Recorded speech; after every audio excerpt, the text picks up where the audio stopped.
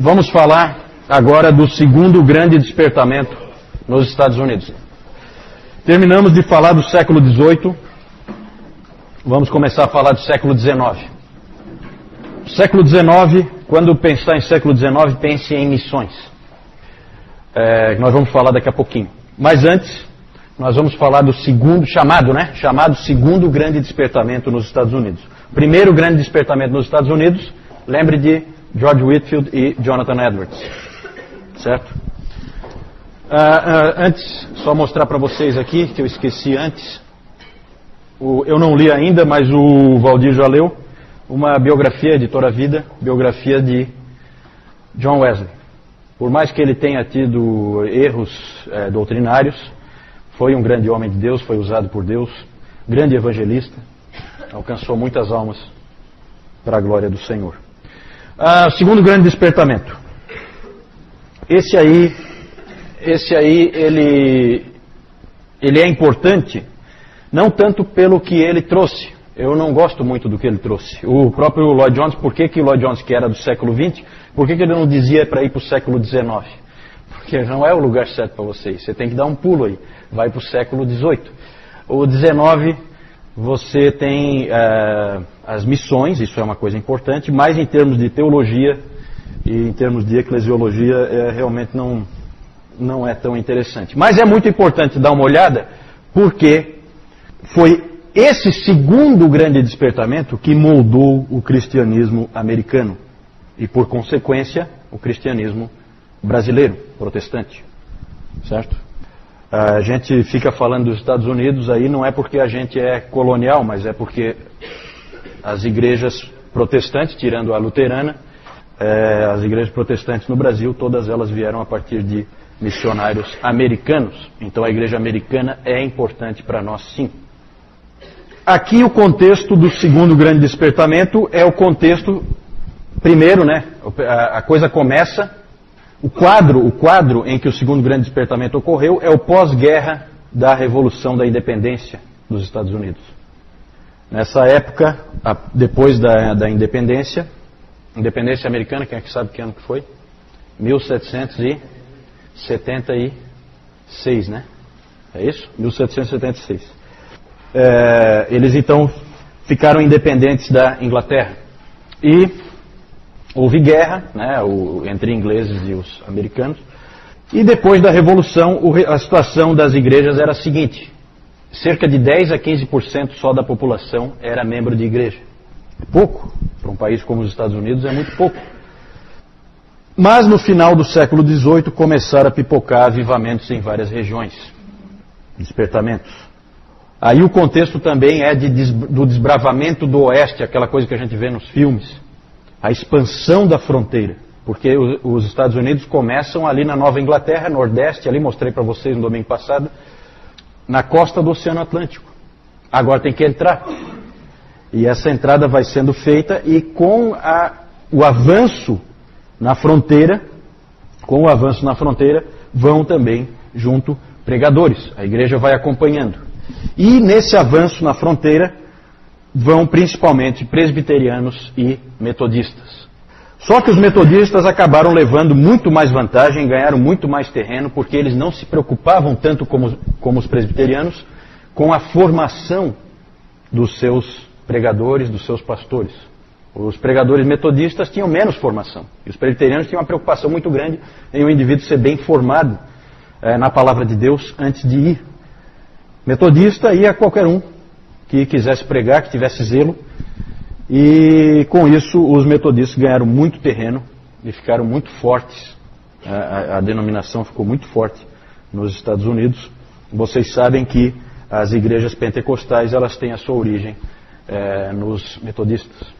Isso bem depois, já na virada do século XIX para o XX. Mas nessa época também tem os Circuit Riders, que eram pregadores itinerantes, e tinha até um dizer na época, esses indivíduos eles andavam a cavalo e iam pregando em tudo que é lugar. Eles tinham até um dizer nessa época, quando havia um tempo muito ruim, tempestade lá fora e coisa desse tipo assim, as pessoas comentavam entre si que estava um dia daqueles em que lá fora só tem corvos e pregadores. Porque os indivíduos eram realmente doidos. Gente, tem cada história aqui, porque tinha cara desses caras da fronteira, esses pregadores da fronteira, tem histórias que você não acredita. Tem um sujeito, uma figuraça, tal de Peter Cartwright.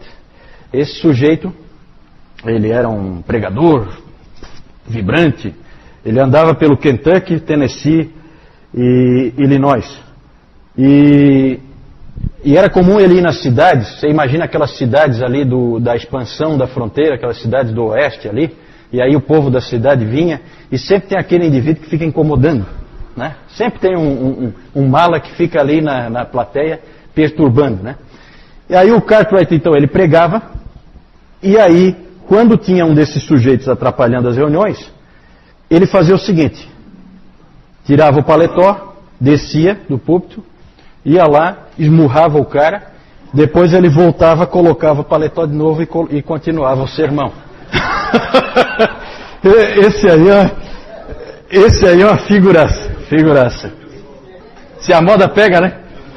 Se a moda pega, tomara que não, né? Ainda bem que essa prática não se difundiu, né? Mas resolvia, diz que era efetivo. Viu, Newton? O seu Manuel está dizendo para não seguir esse tipo de exemplo. Mas ali também tinha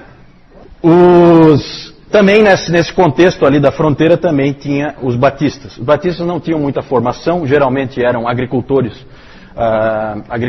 que pregavam pregação leiga, mas eles não tinham muita formação, mas eles tinham muito zelo. Um desses pregadores é um sujeito famoso, James Taylor, não é o cantor, né? James Taylor, que limpou sozinho 160 hectares de terra do Kentucky com as próprias mãos. Esse cara não é fraco. Durante a semana trabalhava no pesado, deu para perceber, não é pouca coisa. E final de semana então ele vinha e pregava, esse James Taylor, batista. Então, esse é o contexto aí. Aí há alguns nomes importantes. O Timothy Dwight, que era neto de Jonathan Edwards. Daniel Baker, que era um estudante que influenciou o Charles Hodge. Um dos principais nomes pregadores dessa época é esse aí, Azael Nettleton. Esse sujeito, ele aparece muitas vezes citado nesse livro aqui, Os Batistas e a Doutrina da Eleição. Foi ali que eu conheci esse nome, Azael Nettleton. Ele é dessa época. Ele era um sujeito ele era um tipo de evangelista, sim, mas ele ficava um tempo, parecido assim com o que Paulo fazia, ficava um tempo ali, trabalhando com as pessoas, pregava o evangelho. O Dr. Calhoun disse que ele é um dos homens mais competentes em pregar a fé reformada num contexto de avivamento. Muito equilibrado, ele tem umas palavras muito boas. Mas o homem mais famoso desse período, com certeza, é um sujeito chamado Charles Grandison Finney. Quando eu vejo umas fotos dele, eu sempre me dá calafrio esse sujeito aí. Nunca fui com a cara dele. E ele era um advogado que se tornou evangelista. Com ele ocorre uma grande mudança na história dos avivamentos. Ele fez com que o termo avivamento fosse descaracterizado. Quando se fala em avivamento século XVIII é uma coisa, quando se fala avivamento século XIX é uma outra coisa completamente diferente, só usa o mesmo nome, certo? Graças ao Charles Finney. Ele disse que um avivamento pode ser produzido. Um avivamento poderia ser produzido. Vejam o que ele diz. A conexão entre os meios para um avivamento e um avivamento é cientificamente tão certa quanto a relação entre os meios para o plantio de grãos e uma colheita de trigo. Um agricultor que sabe o que está fazendo, sabe como produzir trigo. Se ele fizer certo, ele terá trigo. Um cristão ou um pregador que sabe o que está fazendo e faz corretamente, terá um avivamento. É esse o grau científico de precisão dessa conexão. Nós estávamos comentando agora no intervalo aí que ele praticamente imaginou que o Espírito Santo é controlável. né, que eu posso seguindo algumas, como o Valdir usou a expressão ali, chaves, tendo algumas chaves ali que eu sigo, alguns passos que eu sigo, eu vou conseguir que o Espírito Santo faça a obra, porque eu quis. Eu quis. Muito estranho isso aí, muito estranho. É completamente o oposto da visão de Jonathan Edwards, que chamou de uma obra surpreendente de Deus. Quando nós menos esperávamos, Deus interveio. Aí é o contrário. Aí eu digo a hora e o local em que Deus vai atuar. Lamentável, na minha opinião.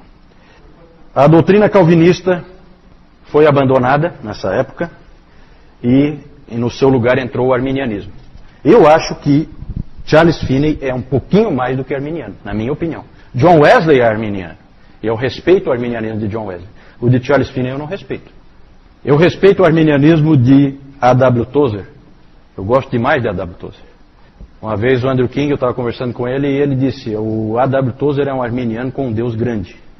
E é exatamente isso, certo? Agora, esse Deus que vem quando você marca a hora, eu acho muito estranho, muito. Olha só o que mais que o Finney disse. Em vez de dizer aos pecadores para usarem os meios de graça e orarem por um novo coração, eu os conclamo para que eles mesmos façam para si um novo coração. E pressiono na direção do cumprimento do dever da imediata entrega a Deus. Você está na tua condição de se salvar agora. E isso eu entendo que é um pouquinho mais do que arminianismo. Para mim isso aí já namora perigosamente com o pelagianismo. E me impressiona a influência que esse sujeito teve na igreja norte-americana. Ele também fazia muitas campanhas em questões morais. O arminianismo sempre anda muito com o moralismo, né? Nunca pense no arminianismo como alguma coisa que vá produzir cristãos descuidados ou alguma coisa assim. Muitas vezes é exatamente o contrário. Ele fazia campanhas pelo abandono da escravidão, pela abstinência total de bebidas alcoólicas, tudo com muita vivacidade. Ele é um sujeito que prega com muita violência, com muita força, coloca a pessoa contra a parede realmente. Era um indivíduo que tinha o poder de controlar pelo discurso as pessoas, né? Ele tinha um magnetismo pessoal. Com o Finney era tudo preto ou branco. Então é assim, com ele tudo radical. Aqui, ó, é assim, e ele vai dizendo o que é que tem que ser feito. Depois do Finney, os avivamentos passaram a ser reuniões organizadas, promovidas por teologia arminiana e com grande ênfase em reforma social. Isso aí produziu grandes transformações na igreja. Uma coisa que o cristianismo americano tem até hoje é o avivamentismo, que são as cruzadas evangelísticas, esse tipo de coisa. Nós vamos marcar o avivamento, nós vamos alcançar milhares de pessoas no dia tal, na hora tal, vamos trazer o fulano de tal aqui e nós vamos alcançar aqui nesse país. É assim que funciona. Vocês sabem que esse é o pensamento do protestantismo americano hoje. Influência, esse tipo de pensamento só veio aqui no século XIX, com o Charles Finney. Então, dali em diante, toda a religião americana é baseada em avivamentos, nesse sentido. Outro aspecto que aconteceu também foi a cristianização dos Estados Unidos. Passou a ser um país cristão, como a gente costuma ver. Houve uma mistura muito forte entre o social e a igreja, essas coisas andaram juntas. É claro que aqui não é só a influência do Finney. Nós não estamos falando do Finney aqui, nós estamos falando do segundo grande despertamento. Então aqui estão envolvidos todos os pregadores da fronteira, toda a influência deles, certo? E aí os Estados Unidos eles se tornaram um país dito cristão. Outro aspecto, democratização do cristianismo. Só que democratização aí num sentido um tanto quanto negativo. Porque o que acabou acontecendo é que cada americano passou a ser o seu próprio teólogo, depois do segundo grande despertamento. Passou a haver uma rejeição do passado, uma rejeição de tudo que tinha antes. Tudo tinha que ter origem americana, então muito aquela coisa ferrenha de patriotismo, um patriotismo assim um tanto quanto bobo, né? E ingênuo, né? E aí o abandono, aqui por exemplo os batistas acabaram negando toda a sua tradição confessional, a Confissão de Fé de Londres de 1689 e depois a Confissão de Fé de Filadélfia de 1833, tudo isso foi para a lata do lixo. Por quê? Por causa dessa pressão para que cada um pensasse a teologia como quisesse. E aí imagina o grau de divisão que isso aí produz. Não é à toa que o divisionismo da igreja americana é algo incontrolável, né? O potencial divisionista é único, porque cada cabeça é uma sentença. E cada indivíduo tem uma ideia diferente, e aí forma uma nova igreja. Se for um indivíduo com algum talento de liderança, ele acaba formando uma nova igreja. Então é complicado. Também, nessa época, começa a criação de um sem fim de instituições para-eclesiásticas, certo? Antes era só a igreja, depois, e vocês sabem que isso é tipicamente americano, instituições para-eclesiásticas de todo tipo. Junta missionária, junta de Bíblia, sociedade para isso, sociedade para aquilo. Uma infinitude de instituições para-eclesiásticas surgiram também na cola do segundo grande despertamento nos Estados Unidos. Também esse segundo grande despertamento marca o declínio do calvinismo. O calvinismo perde força, a igreja passa a ser maciçamente arminiana. Uma série de motivos aí. Entre os batistas surgiu muito hipercalvinismo, entre muitas pessoas, e tudo isso aí trouxe problemas, o calvinismo declinou. E esse declínio foi causado principalmente pelos metodistas. Os metodistas chegavam até a ter hinos que eles cantavam, que dizia assim, um deles, né? Dizia assim mais ou menos: quando eu era cego, eu não podia enxergar. Os calvinistas viviam a me enganar. Então eles faziam hinos contra o outro, né? Então isso aí é complicado, né? Então quando você começa a fazer esse tipo de campanha, e eu já falei para vocês da força dos metodistas na expansão da fronteira, já que qualquer um que quisesse pregar podia pregar, né? Então isso dá muita força, dá muita capilaridade, você consegue levar pessoas para tudo que é canto. E mais ou menos como a gente vê, né, nessa questão da capilaridade, a gente vê igrejas como a Assembleia de Deus, por exemplo, em que facilmente um indivíduo pode se tornar um pregador dentro da igreja, então você tem a Assembleia de Deus em todo lugar. Né? Não há assim um requisito de que ele seja muito preparado. Né? Isso dá muita força em termos de expansão. Né? E os metodistas foi um pouco assim, mal comparando. Só para a gente comparar com uma situação que a gente conhece aqui no Brasil. O que mais? Um aspecto positivo que o Dr. Calhoun defende é que, com essa cristianização dos Estados Unidos, ocorreu um atraso na paganização do país. A paganização está acontecendo hoje.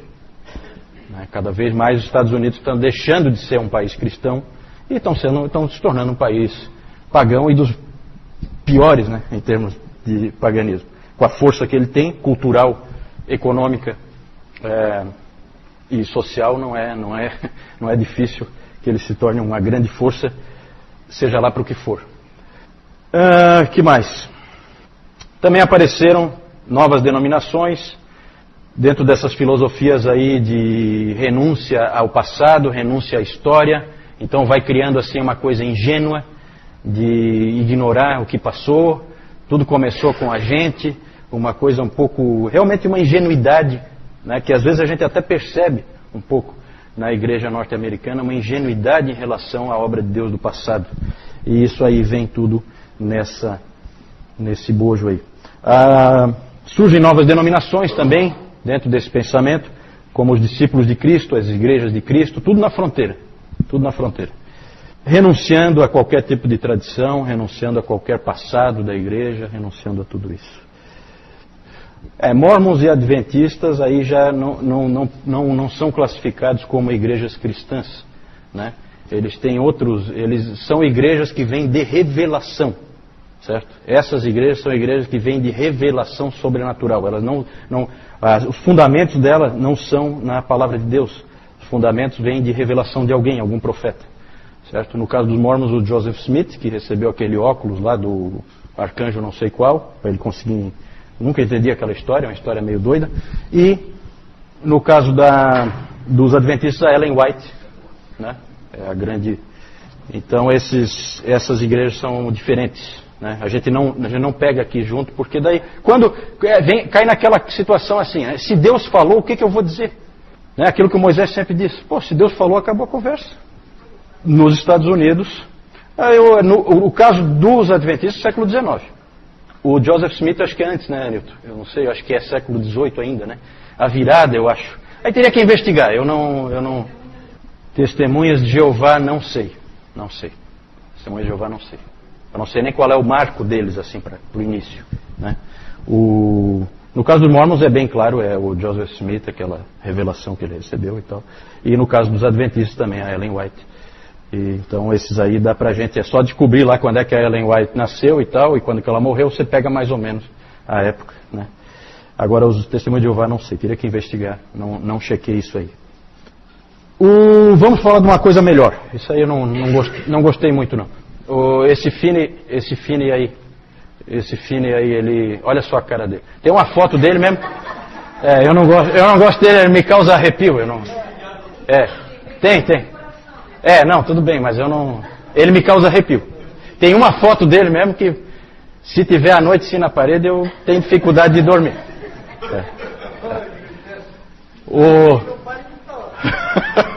O Nettleton é uma carinha melhor, né?